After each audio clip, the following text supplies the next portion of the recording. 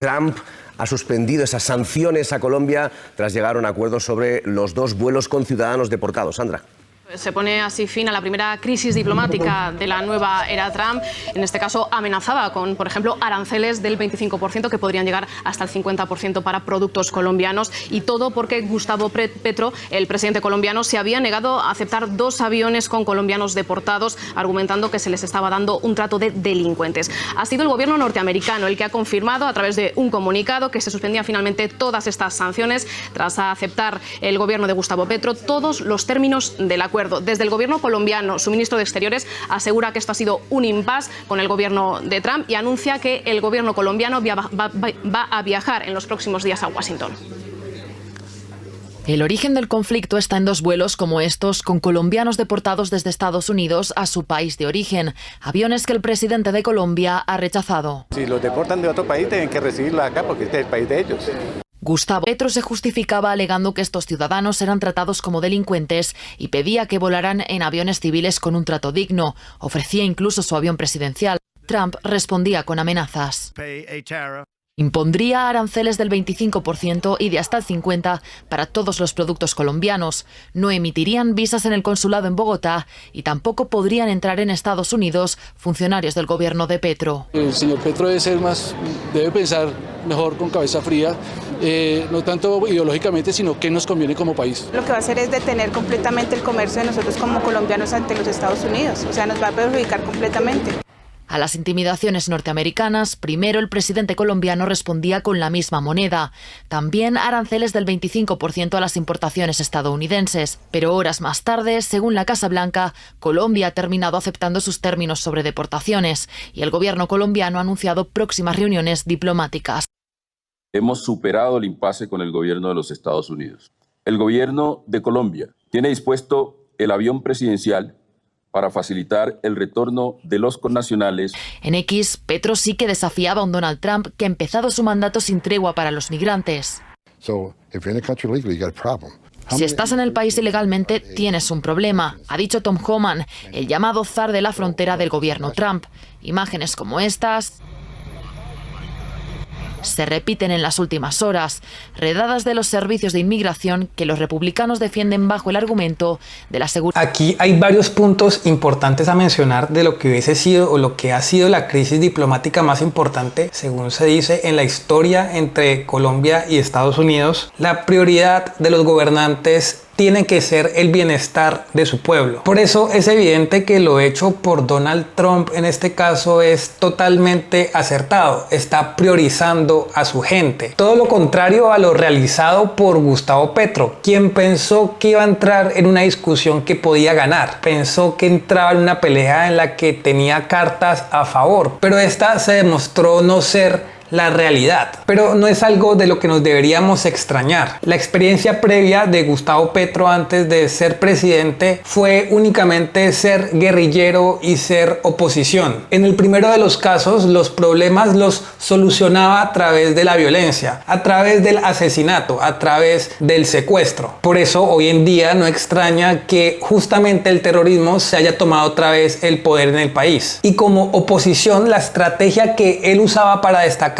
era principalmente inventando cosas. De esta forma es que Gustavo Petro ganó tantos seguidores. De esta forma es que ganó la presidencia, a través de mentiras, a través del engaño y sobre todo a través del victimismo. En este caso intentó aplicar nuevamente sus estrategias, pero no fueron para nada efectivas. Nos mostró a nivel mundial como un país débil, como un país sin fuerza internacional, pero sobre todo nos mostró como un país liderado por alguien que a duras penas sabe lo que hace. La pésima gestión de Gustavo Petro y el pésimo análisis que hace él de la realidad por poco le cuesta a Colombia una crisis económica sin precedentes. Por suerte, toca decirlo, el gobierno colombiano cayó en cuenta rápidamente de su gravísimo error y evitó que llegara a mayores. Sin embargo, ya nos advierte y ya Donald Trump advierte al mundo y nos deja claro cómo se ve un líder, cómo se ve realmente una persona que defiende los intereses de su territorio frente a alguien, Gustavo Petro,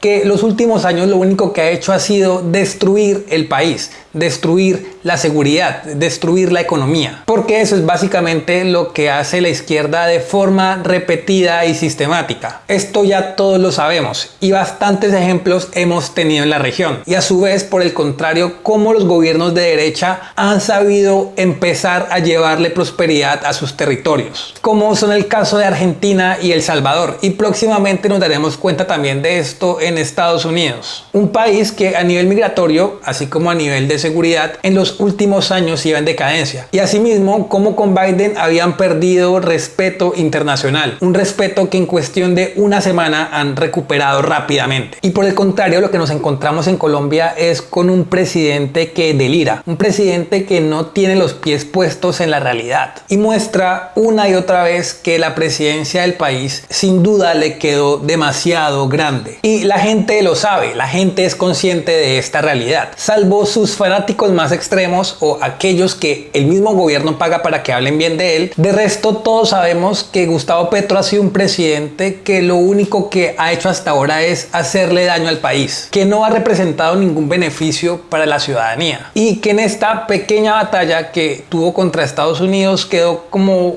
un payaso, quedó como un perdedor, quedó como alguien que realmente no entiende las implicaciones que tienen las relaciones internacionales. Si bien el día de hoy salimos bien librados de este problema gigante en el que nos había metido Gustavo Petro, la realidad es que genera muchas dudas hacia el futuro. Por una parte, su accionar errático, que ha sido constante en toda su presidencia, no es algo nuevo y por eso no nos sorprende. Pero además por su entorno, quién lo rodea, quién lo asesora, quién permitió que cometiera este error tan grave, y cómo hará Laura Sarabia una vez que tome cargo como ministra de Relaciones Exteriores para solucionar estos inconvenientes que seguramente se seguirán presentando. Una mujer sin experiencia, una mujer sin los conocimientos necesarios para dicho cargo, y de quien se intuye está ahí más por otros intereses, mucho más que por capacidades. Entonces este problema diplomático sin duda alguna nos deja con muchas preguntas y con muchas preocupaciones. Preguntas y preocupaciones que ya existían desde antes, que existían incluso mucho antes de la llegada de Gustavo Petro al poder, pero que hoy